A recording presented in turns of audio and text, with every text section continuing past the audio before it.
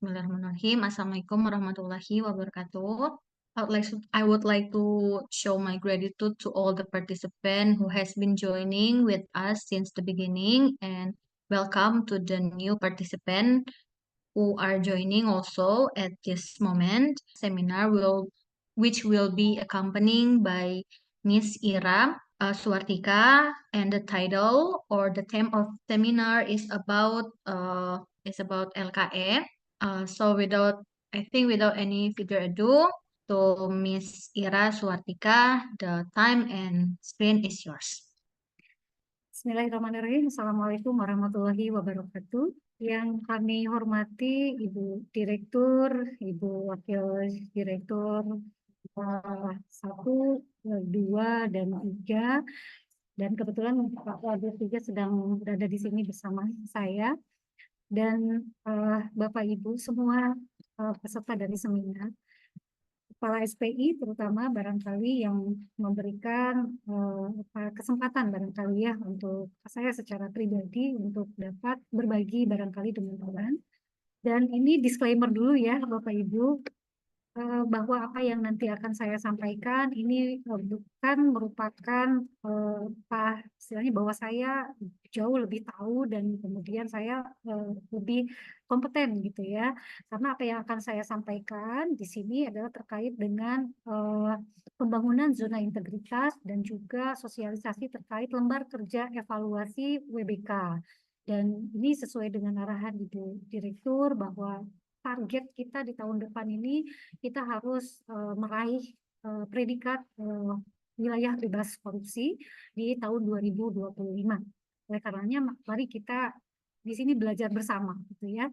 Saya izin share, Ibu dan Bapak. Apa yang nanti akan saya sampaikan ini merupakan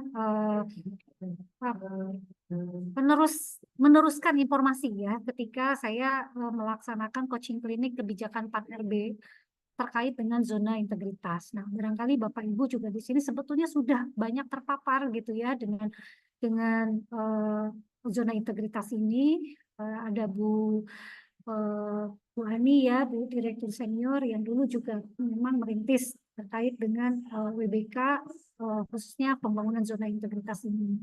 Dan mari kita buka bersama kembali kali ya, membuka lembaran-lembaran yang sudah kita simpan lama, cukup lama gitu ya terkait dengan pembangunan zona integritas ini. Baik, ini yang nanti akan saya share kembali ke teman-teman tentang pembangunan zona integritas dan LKE OBK. Nah, Ibu dan Bapak, ini kenapa sih kok saya gitu ya? Barangkali ada beberapa pertanyaan dari Ibu Bapak semua gitu ya terkait dengan kenapa kok Bu Ira gitu kan? Bu Ira barangkali bukan SPI gitu ya, Pak Sahrul, izin nih Pak Sahrul sebagai kepala SPI gitu ya. Bahwa saya di tahun 2022 ini mendapatkan SK dari Menteri Kesehatan ini tentang sebagai tim penilai internal di lingkungan Kementerian Kesehatan. Jadi pada tahun 2022 ini saya melakukan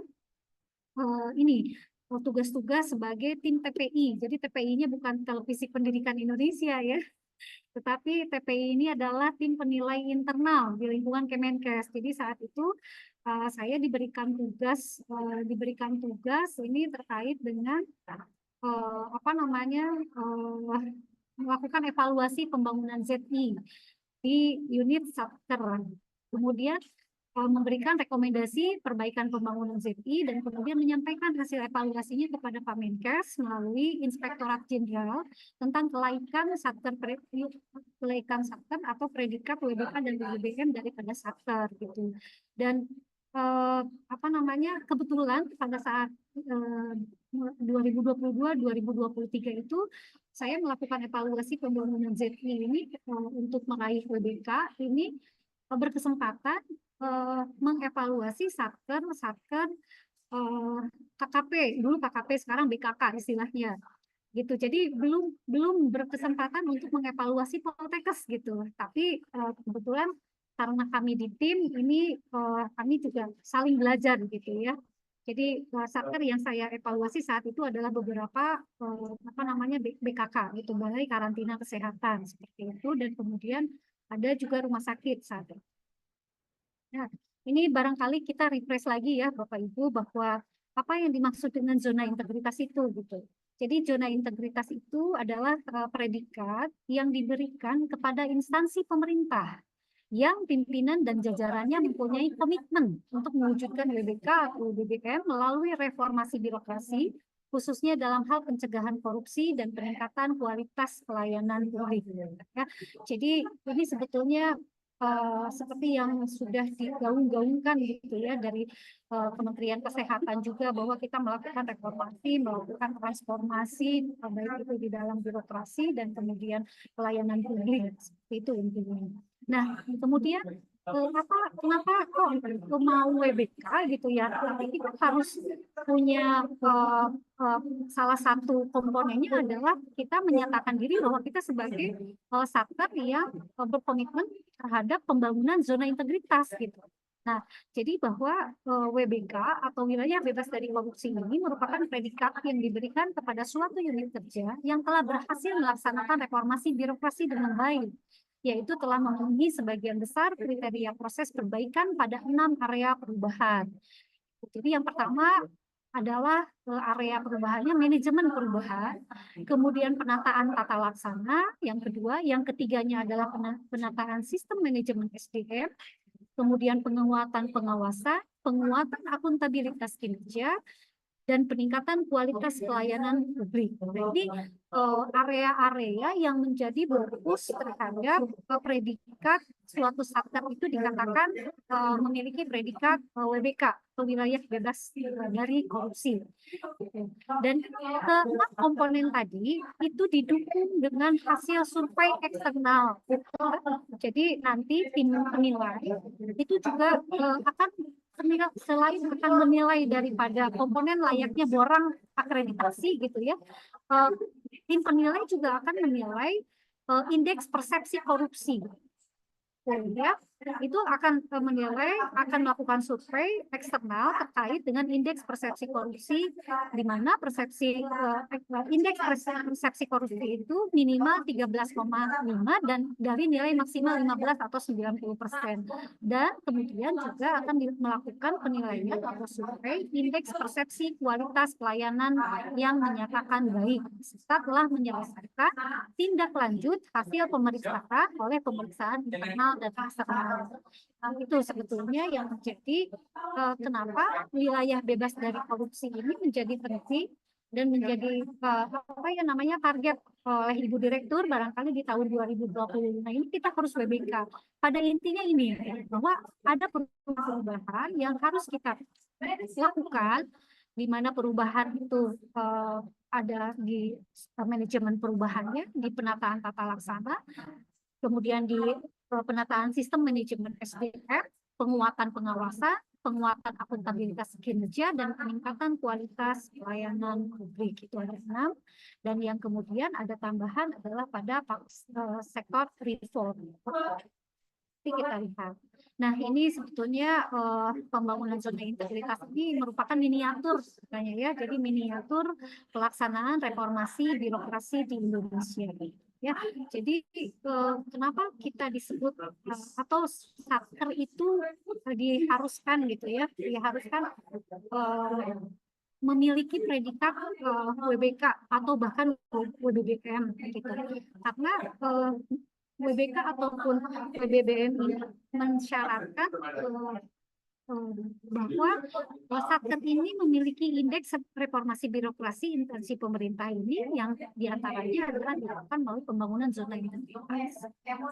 Jadi unit setelah pembangunan ZI ini adalah unit yang merupakan unit percontohan gitu ya, dianggap sebagai unit yang strategis atau penting yang mendukung pelayanan utama di instansi pemerintah seperti itu.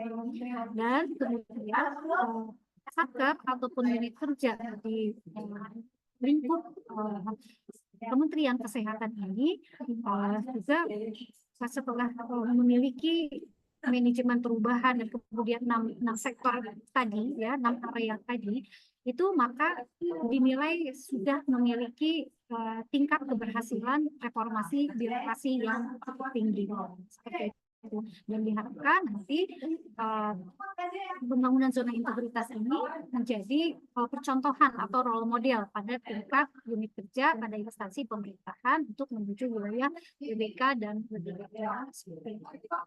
Jadi ini sebetulnya gambaran dari bagaimana apa namanya dari Kementerian apa namanya Depan RB gitu ya, membangun dari mulai unit level atas sampai dengan yang bawah ini untuk menuju ke WBK dan WBK sehingga dapat dikatakan berhasil melakukan reformasi birokrasi.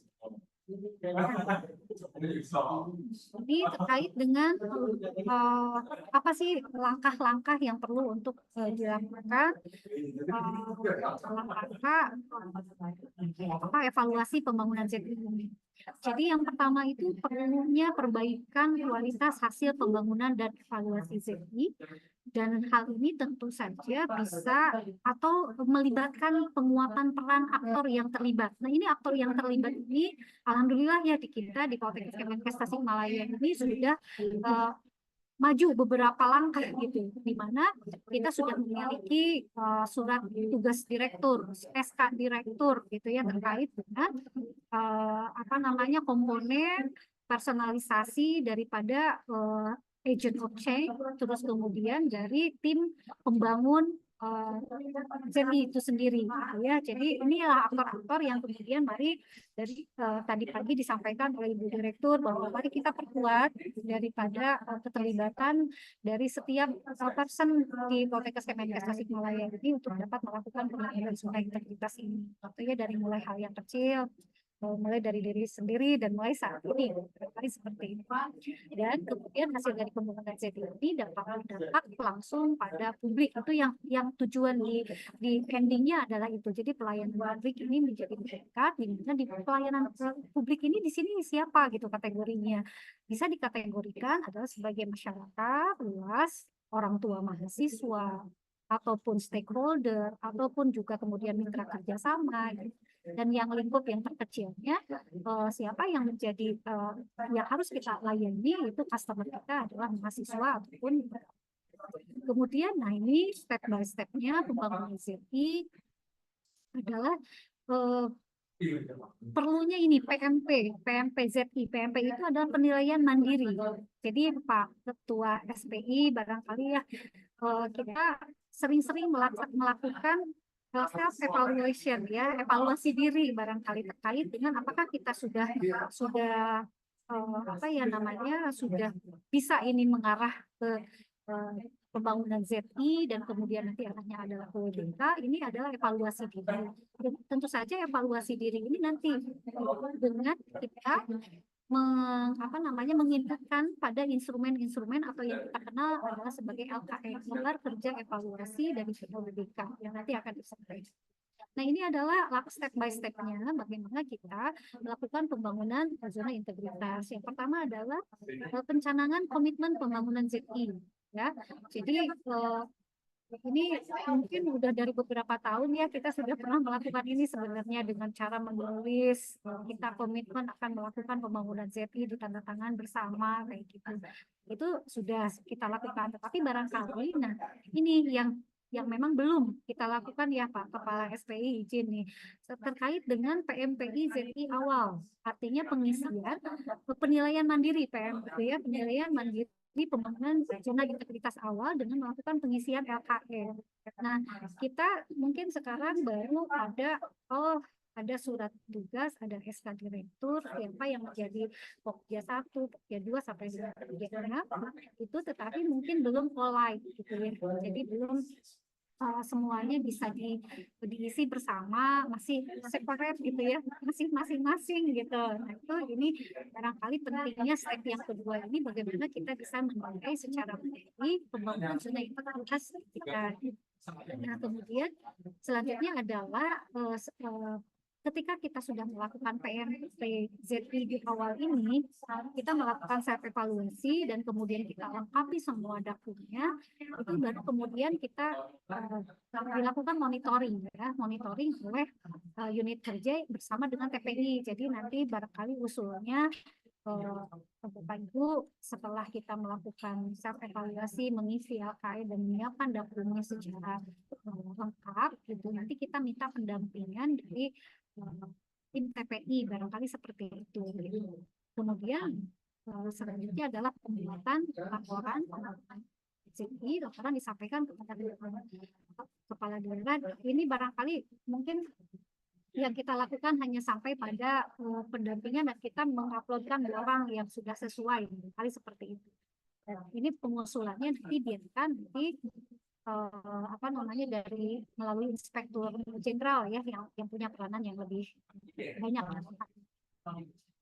Nah selanjutnya ini timeline-nya sebetulnya bagaimana kita melakukan apa namanya pembangunan ZI ini, pengusulannya mulai dari bulan Juni atau barangkali untuk tahun 2025 saya kurang paham ya apakah masih seperti ini gitu apa namanya alur daripada pengusulan, pengesahan dan sebagainya, penilaiannya, atau misalnya memang ada perubahan. Jadi di akhir Juni ini nanti kita siap-siap di tahun 2025 ini Bapak Ibu diharapkan sebelum Juni kita akhir Juni ini kan pengusulan nih pengusulan. Nah sebelum akhir Juni itu kita sudah ready gitu borangnya, LKE-nya sudah lengkap dan kemudian dapurnya sudah apa ya namanya terkelompokkan dengan baik gitu seperti itu. Nah sehingga nanti alur dari apa namanya kegiatan evaluasi ini bisa kita ikuti gitu. Kalau yang 2022 saya kebetulan mengevaluasi WBK ini full daring gitu. Nah kalau yang sekarang atau mungkin tahun depan barangkali ada observasi lapangan yang secara luring gitu ya, bagaimana halnya dengan akreditasi. Nah, kemudian Bapak dan Ibu, ini adalah komponen-komponen yang ada di dalam WBK, lembar kerja evaluasi. Jadi ada yang namanya komponen kognitif, di mana penilaiannya adalah 60%, dan ada komponen hasil, di mana yang adalah 40%. Ya, jadi mulai dari manajemen perubahan, kemudian penataan tata laksana, bobotnya yang paling banyak adalah di penguatan pengawasan ya di 7,5. Di manajemen perubahan, penataan tata laksana, manajemen SDM, akuntabilitas kinerja, dan kemudian sampai dengan penguatan pengawasan dan pelayanan publik. Ini ada perubahan dan reformnya. Jadi nanti saya Excelnya nanti saya share juga supaya ada gambaran seperti itu hal yang perlu diisi oleh Bapak Ibu nanti sebagai tim sukses WBK gitu ya. Nah kemudian untuk komponen hasil di 40% juga ini tadi disebutkan di awal bahwa ada pemerintahan yang bersih dan akuntabel ini dibuktikan dengan hasil survei persepsi anti korupsi dan capaian kinerja daripada Satgas. Kemudian pelayanan publik yang prima melalui survei persepsi pelayanan publik ini komponen hasilnya adalah 10%. Nah, ini Bapak Ibu untuk syarat pengusulan barangkali apa namanya ini nanti tim yang akan bekerja bagaimana syarat pengusulan ini harus terpenuhi gitu ya. Jadi kalau WBK, BPK-nya wajar tanpa pengecualian, predikat sakitnya minimal B, kalau untuk WBK, untuk WBM juga minimal BG, indeks reformasi birokrasinya minimal CC dan minimal B untuk kementerian ya. Kalau kita di minimal B karena merupakan kementerian ya. Kemudian untuk maturitas SPIP juga di minimal level 3. Nah ini kalau minimal levelnya barangkali kepala SPI yang lebih paham ya Pak Sahrul ya.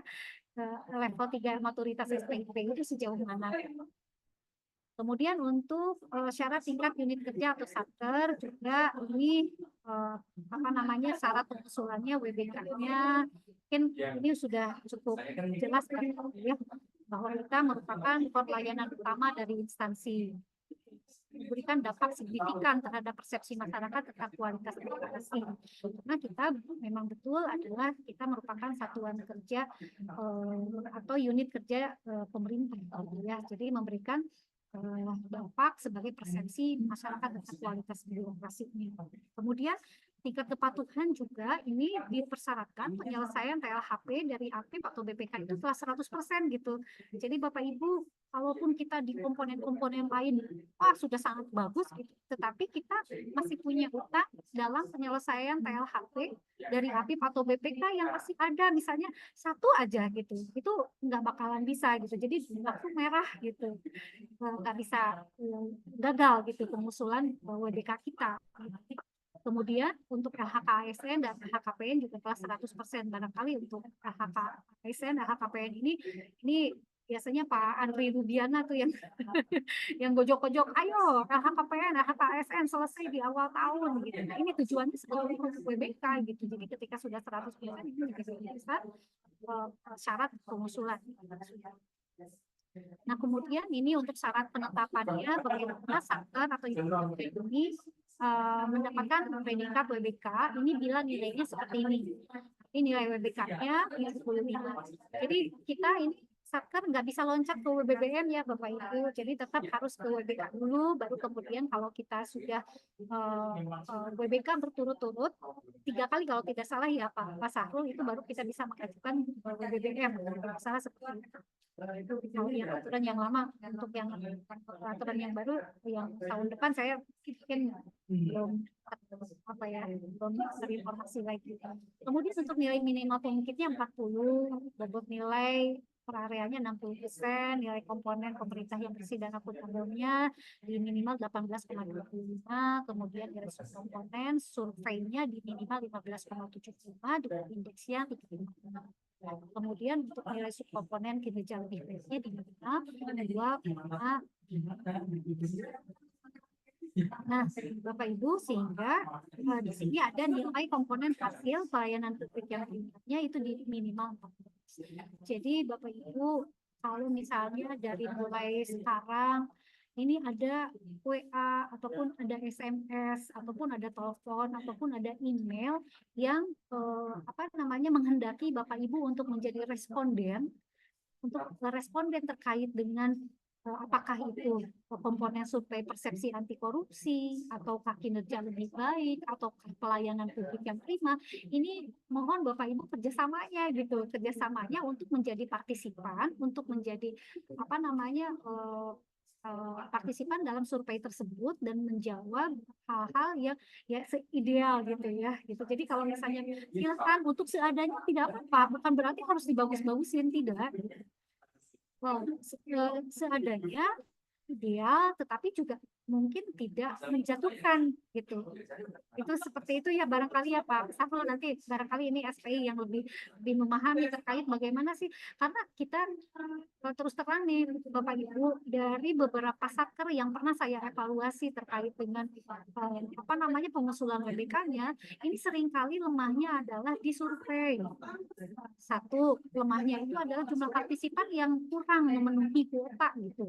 Jadi harusnya dengan indeks 3,6 ini belum mencapai gitu. Jadi yang berpartisipasi udah di WA, udah di SMS, udah di telepon ataupun di email, tapi mengabaikan dalam artian kutip gitu. Nggak usah lah, saya nggak usah ngisi-ngisi begitu. Padahal ini menjadi sangat penting gitu buat salah satu persyaratan bagaimana kita bisa mengusulkan predikat WBK ini seperti itu. Kemudian, nah ini Bapak Ibu, bahwa nilai-nilai ini merupakan nilai-nilai kumulatif, gitu ya. Jadi dari area perubahan yang 6 area ini jumlahnya adalah sekian. Ya, terlihat bahwa di sini yang paling bobotnya besar adalah pada penguatan pengawasan ya Pak SPI ya. Jadi ini di nilai minimal menuju WBK-nya ini harus yang paling besar. Yang paling besar adalah memang pada penguatan pengawasan, sehingga memang kontribusi SPI di dalam mewujudkan satker menjadi WBK ini sangat besar seperti ini. Kemudian Ini untuk pembangunan ZI ini ya, strategi, yaitu membangun komitmen nyata dan semangat perubahan yang besar dari level pimpinan ini hingga seluruh jajaran, menciptakan kemudahan, kecepatan, dan transparansi pelayanan bagi masyarakat atau penerima layanan. Yang ketiga, menciptakan program-program yang menyentuh, yaitu program yang mampu menjawab kebutuhan dan mendekatkan unit kerja kepada masyarakat atau pengguna layanan. Yang keempat, melaksanakan monitoring dan evaluasi secara konsisten berkelanjutan terhadap pelaksanaan CTI serta menetapkan strategi komunikasi publik terbaik untuk memastikan bahwa setiap perubahan yang dilakukan telah diketahui dan deliver kepada masyarakat. Itu jadi dari setiap unit yang tak kecil pun ini berkontribusi ya terhadap pelayanan publik ini gitu. Jadi enggak pelayanan publik ini enggak serta-merta miliknya dosen, enggak serta miliknya siapa yang berhubungan dengan mahasiswa misalnya dari ADAK misalnya gitu, tidak gitu, tetapi semuanya berkontribusi dalam melakukan pelayanan publik ini seperti itu. Nah ini kemudian ya Bapak Ibu yang ini yang untuk pengisian LKE ZI-nya. Ini saya comot satu dulu bahwa di area pengungkit itu ada 6 area perubahan itu jawabannya itu persis kayak borang akreditasi gitu. Kalau kita ingin nilainya maksimal, apa yang harus ada, apa yang harus dilakukan dan dokumennya apa yang harus ada. Nah itu sih sebetulnya pada intinya itu, tetapi kita juga harus memahami. Misalnya saya di Pokja 1, saya harus di Pokja 1 itu harus menyiapkan daftar apa saja sehingga nilainya bisa maksimal gitu.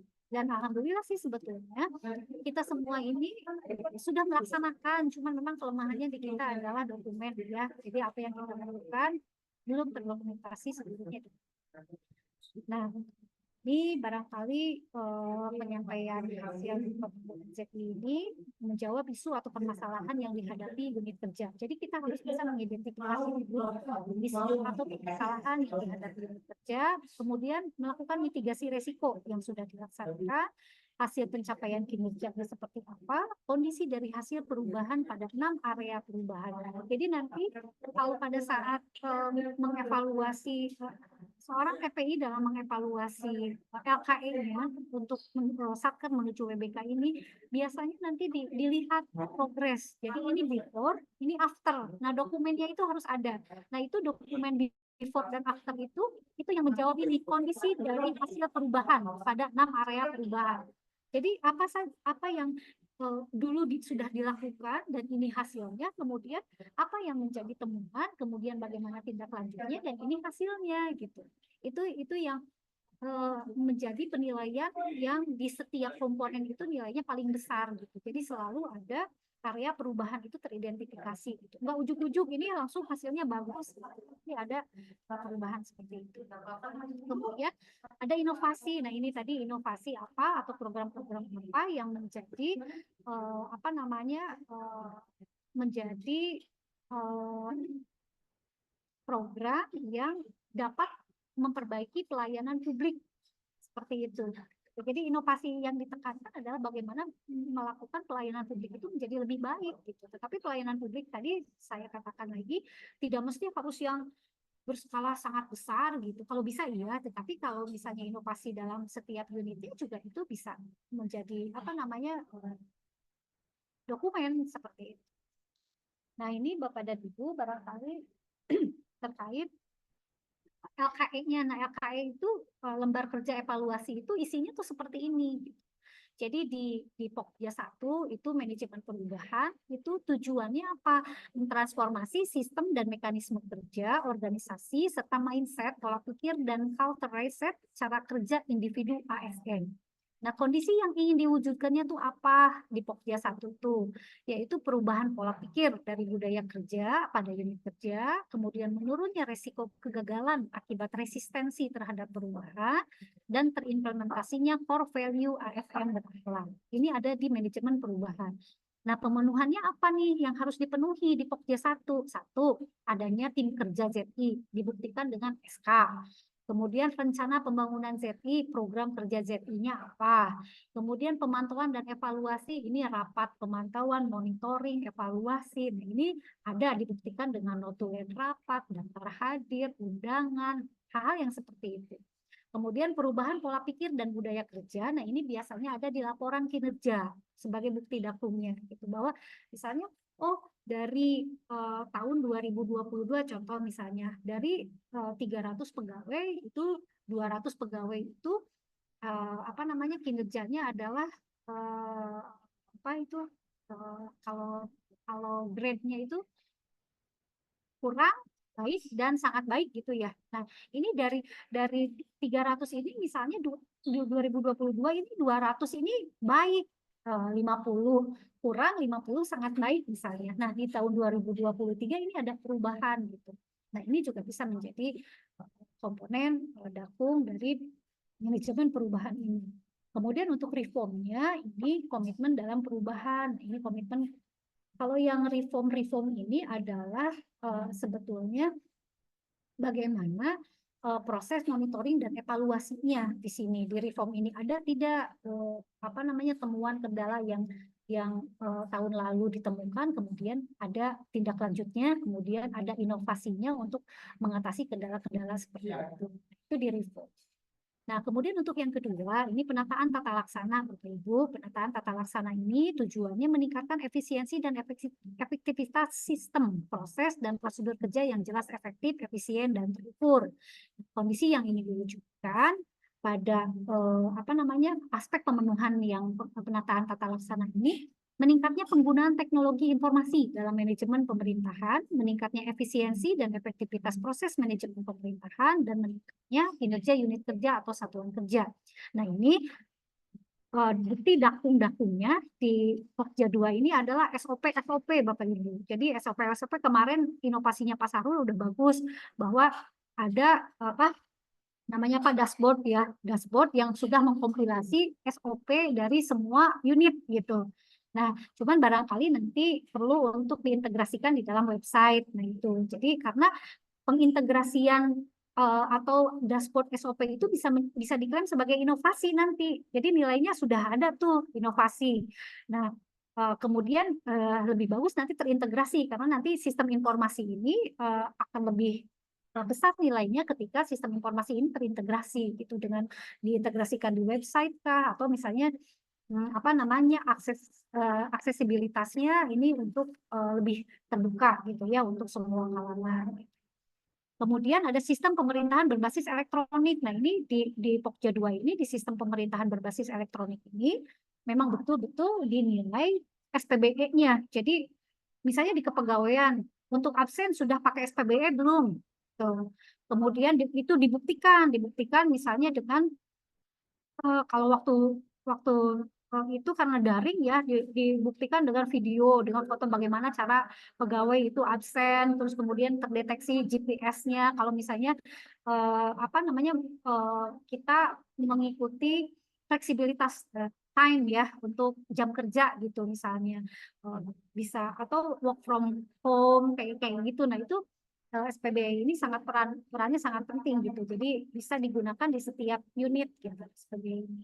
Kemudian dan oh iya untuk yang sistem pemerintahan berbasis elektronik ini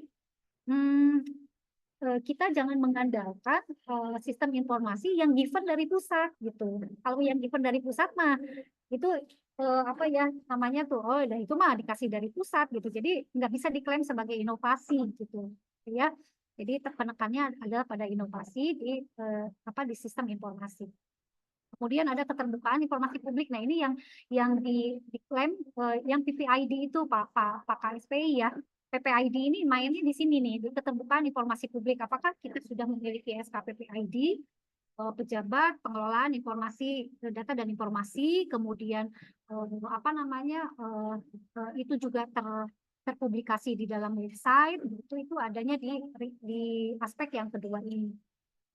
Kemudian untuk reformnya pengaruh penyederhanaan birokrasi terhadap peta proses bisnis. Nah, nanti di Pokja 2 ini harus punya gambaran, harus punya laporan sebelum menggunakan sistem informasi ini seperti apa layanan ataupun birokrasinya seperti apa.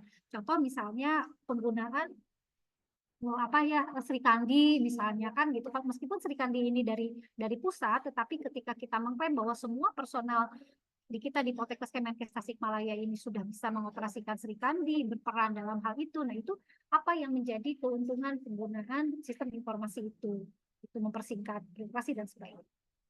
Itu kemudian bagaimana transformasi digital memberikan nilai manfaat. Nah, selanjutnya Ibu dan Bapak yang ketiga itu adalah SDM. Nah, yang ketiga itu penataan manajemen SDM ini meningkatkan profesionalisme SDM aparatur. Di sini di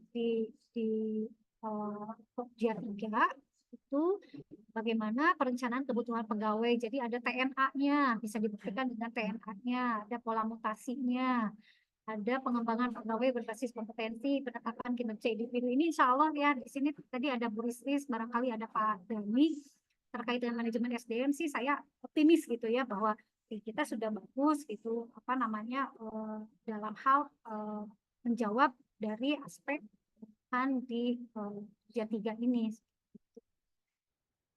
Kemudian selanjutnya untuk di Pokja yang keempat itu penguatan akuntabilitas. Ini tujuannya meningkatkan kapasitas dan akuntabilitas kinerja instansi pemerintah dan kondisi yang ingin diwujudkan. Nah, meningkatnya kinerja instansi pemerintah dan meningkatnya akuntabilitas instansi pemerintah. Nah, ini di pemenuhannya ini harus ada dakung-dakung bagaimana keterlibatan pimpinan dalam kapasitas dan akuntabilitas kinerjanya seperti itu. Jadi contoh misalnya keterlibatan pimpinan dalam pembangunan ZI, dalam pembangunan Agent. Ini dakung-dakungnya adalah undangan, apa namanya, notulen, daftar hadir, itu foto-foto. Nah, itu penting di apa namanya, di Pokja 4 ini, penguatan akuntabilitas ini, bagaimana pimpinan ini betul-betul berperan penting dan utama dalam menggerakkan atau membangun zona integritas ini. Gitu. Terus kemudian pengelolaan akuntabilitas kinerja. Dan di reformnya meningkatnya capaian kinerjanya, pemberian reward dan punishment atas dasar kinerja. Nah, ini kita juga kalau misalnya ada ini dapur ini juga bisa kita buatkan, dan kerangka logis atau penjabaran kinerjanya gitu. Jadi cascading ya, itu ada di sini. Kemudian selanjutnya adalah ini penguatan pengawasan. Ini poin yang paling tinggi ya, poinnya untuk di penilaian WBK ini, di mana tujuannya meningkatkan penyelenggaraan pemerintahan yang bersih dan bebas KKN, meningkatnya kepatuhan terhadap pengelolaan keuangan negara, menurunnya tingkat penyalahgunaan wewenang, dan meningkatkan sistem integritas, di mana menariknya adalah tadi laporan-laporan gratifikasi misalnya gitu ya, tadi rekapitulasi dari SPI terkait dengan apa namanya, pencatatan barangkali, catatan terkait dengan gratifikasi, penerapan SPIP, pengaduan masyarakat. Ini pengaduan masyarakat ini whistleblowing system ya, ini sudah digunakan gitu yang ada di website gitu. Itu juga ada laporannya, nanti di capture bahwa pengaduan masyarakat ini bukan hanya manual melalui kotak saran, tetapi juga whistleblowing sistemnya juga sudah jalan di dalam website kayak gitu ya. Penanganan benturan kepentingan juga seperti apa pimpinan melakukan penanganan benturan kepentingan atau konflik of interest dalam suatu kegiatan, dalam suatu program, itu juga dokumentasinya harus dilengkapi gitu. Reformnya mekanisme pengendalian aktivitas utama, penanganan pengaduan masyarakat. Nah, ini penanganan pengaduan masyarakat kita sebetulnya kalau contoh yang paling ini ya, seperti halnya pengaduan kemarin tuh yang ada apa itu namanya LSM gitu ya, hal yang seperti itu mudah-mudahan ada dokumentasinya itu, dan bagaimana kita bisa melakukan penyelesaian terhadap apa yang menjadi aduan dari masyarakat tersebut seperti itu. Penyampaian laporan harta kekayaan pegawai juga masuk pada aspek reform, apakah sudah lengkap atau belum. Dan kemudian ini adalah aspek pemenuhan yang ke-6, yaitu pelayanan publik. Nah, tujuannya membangun kepercayaan masyarakat terhadap penyelenggaraan pelayanan publik, di mana kondisi yang ingin diwujudkan adalah meningkatnya kualitas pelayanan publik, di mana lebih cepat, lebih murah, lebih hemat, dan lebih mudah dijangkau. standarisasi pelayanan nasional dan atau internasional, meningkatnya indeks kepuasan masyarakat terhadap penyelenggaraan pelayanan publik. Nah, ini pemenuhannya adalah adanya standar pelayanan di kita, adanya janji layanan seperti itu ya, kemudian budaya pelayanan prima. Jadi ini terutama kita harus bisa menjelaskan bagaimana standar pelayanan yang ada di setiap unit kerja ini harus terdokumentasikan gitu ya, baik itu berupa banner, berupa SOP, atau berupa janji layanan di setiap unit ini perlu diatur. Kemudian pengelolaan pengaduan, jadi di setiap unit, barangkali ini kaitannya dengan kepuasan ya, indeks kepuasan pengguna layanan. Kayak contohnya saya di Adak, barangkali ini adalah kepuasan layanan kemahasiswaan. Nah, ini juga bisa menjadi dasar daripada pelayanan publik ini. Kemudian peningkatan teknologi informasi. Nah, ini ada di sini. Jadi terkait dengan IT, ini adanya di sini.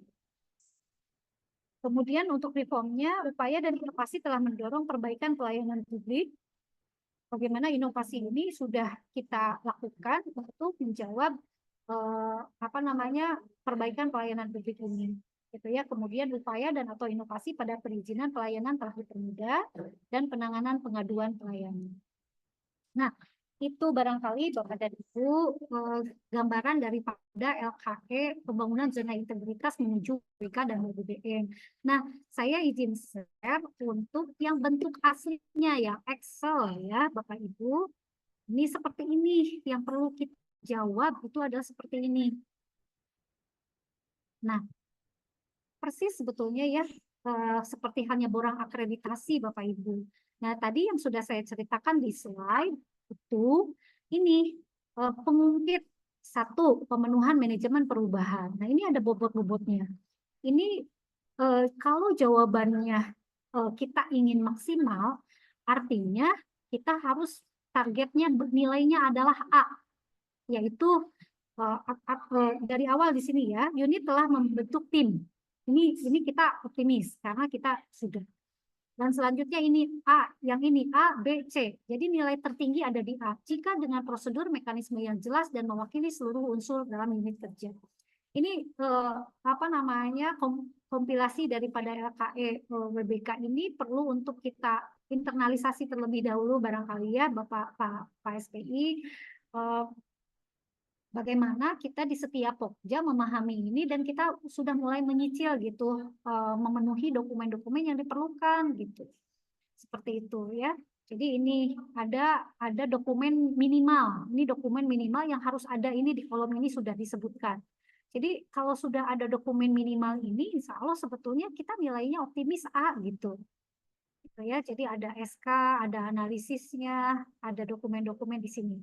Saya mungkin tidak perlu bukan satu persatu ya, ini banyak banget dokumennya, tetapi pada intinya adalah di setiap komponen ini, kalau misalnya kita targetnya nilainya cukup untuk memenuhi persyaratan pengajuan BBK, ya inilah yang harus kita kejar. Seperti itu dari 6 aspek pemenuhan tadi, dan kemudian reform, dan juga kemudian tadi kualitas pelayanan publik melalui survei anti korupsi dan survei pelayanan. Seperti itu barangkali Bapak Ibu yang dapat saya sampaikan. Mohon maaf barangkali bila masih banyak hal yang kurang bisa dipahami, dimengerti. Nanti saya share barangkali untuk Bapak Ibu baca semuanya. Nanti kita berdiskusi gitu. Dan mohon maaf barangkali yang saya ceritakan di awal bahwa saya sebagai tim TPI di tahun 2022 dan 2023, yang kemudian di tahun 2024 sudah ada FK yang berikutnya di mana tim TPI berganti menjadi tim yang lainnya seperti itu. Jadi pengalaman saya di 2022 dan 2023 seperti itu. Baik, terima kasih barangkali Bapak Ibu atas perhatiannya. Mudah-mudahan apa yang saya sampaikan ini setidaknya ada manfaat meskipun kecil gitu ya buat saya secara pribadi ataupun Bapak Ibu semuanya. Wabillahi taufiq wal hidayah. Wassalamualaikum warahmatullahi wabarakatuh. Waalaikumsalam warahmatullahi wabarakatuh. Thank you very much, Miss Ira, for such an amazing explanation.